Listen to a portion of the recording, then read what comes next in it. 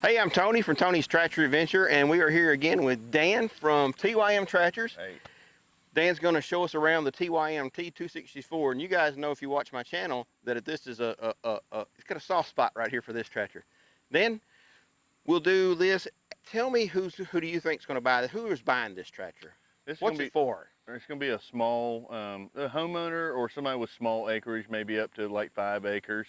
A lot of hunters like it for putting in food plots and things like that. Your guys who are doing landscaping, because it's easy to get between places, small enough to get in, but big enough and heavy enough and wide enough to be stable and do the work you needed to do.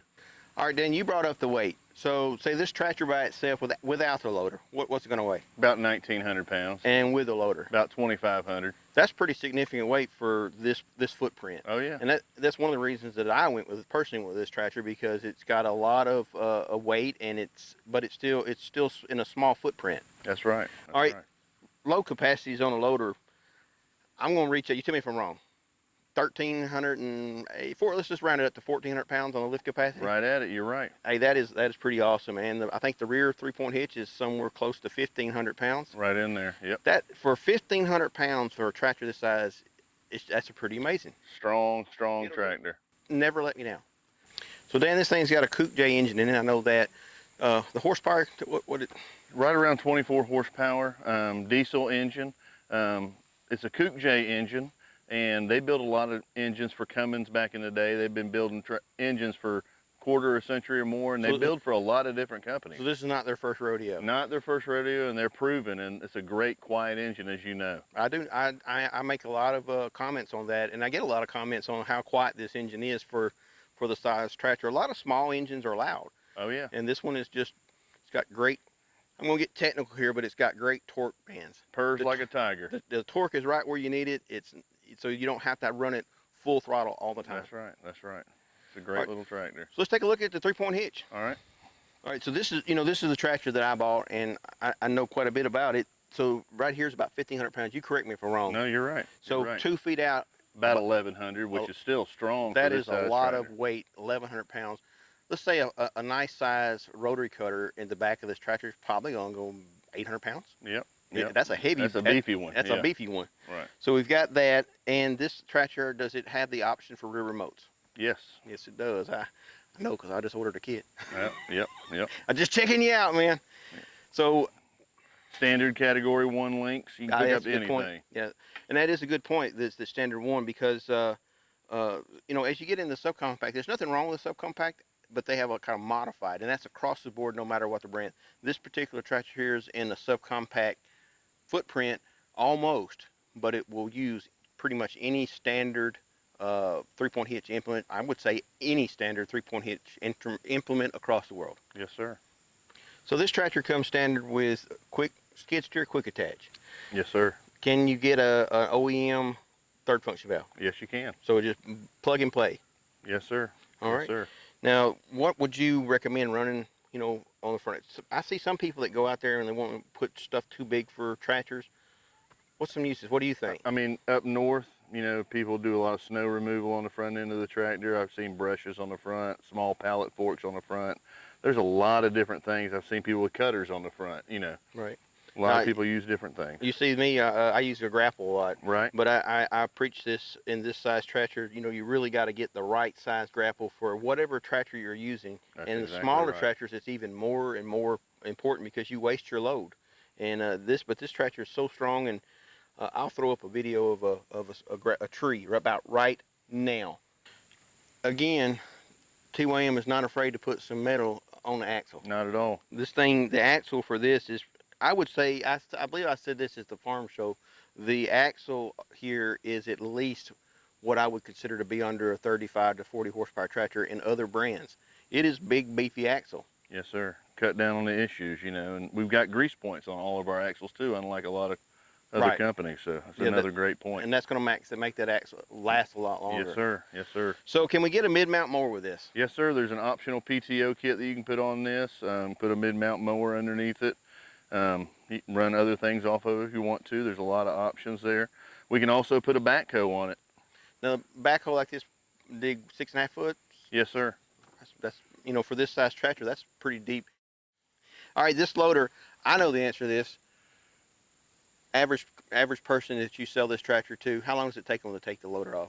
I mean, the first time it might take them 5 minutes or so, but after that, it's a 2 to 3 minute quick disconnect. I've got it down where if I come in on a level surface, I can jump off the tractor, put the legs down, pop these pins, raise it back out, turn it off, take the hoses off, and I'm done. Yep. I mean, anybody can do it. Yep.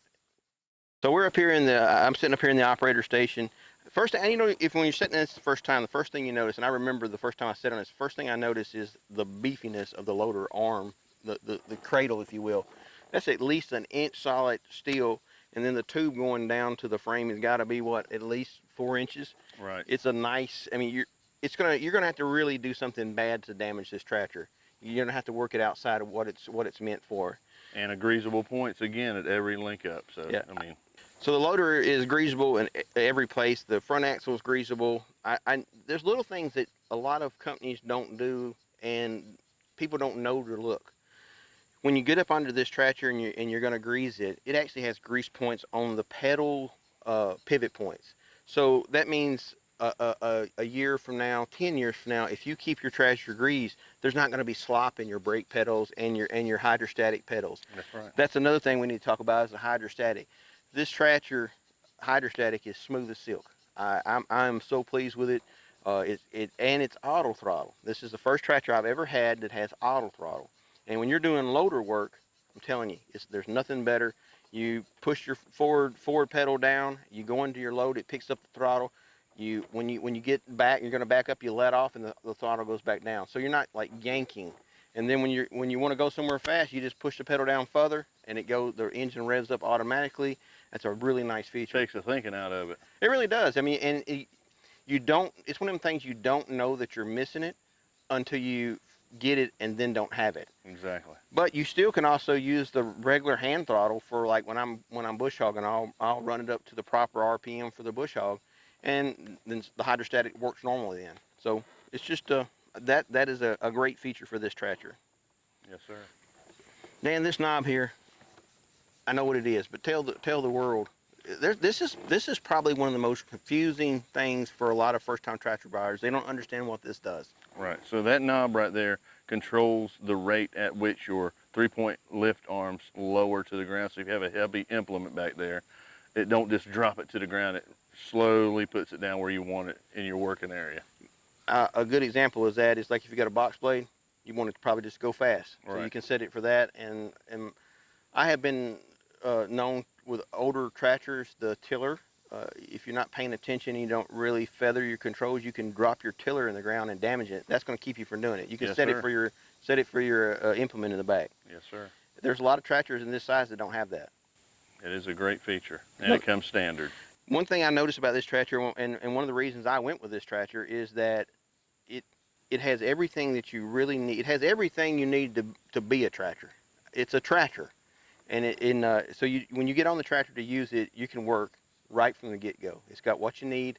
It doesn't have all the extra bells and whistles. Maybe some have, but a lot of that is just fluff.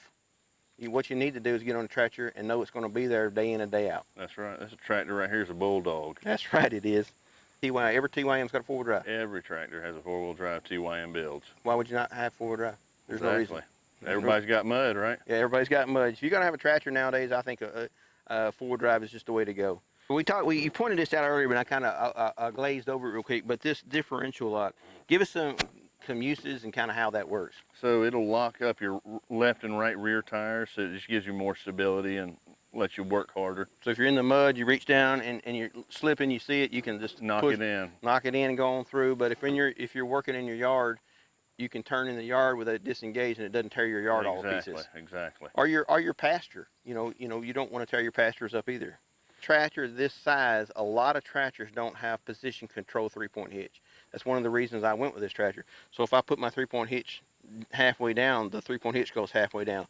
If I come back up and go back down halfway down, it'll come back to the same place. Right. That's a nice feature. Most of your smaller tractors in this size don't have that feature. That's a premium feature. Dan, we've talked about this tractor. We've talked about loader lift capacity, the skid steer quick connect, how much it'll lift in the rear. It's just for what you. This is a great price point tractor, and for what you get, it's a amazing deal. Now, tell me a little bit. Is there anything that we haven't went over? We went over a lot. Is there something that you want to point out? I wanted to show you how easy it is to fuel right here, right behind the station on the right-hand side, and also the foldable ROPS.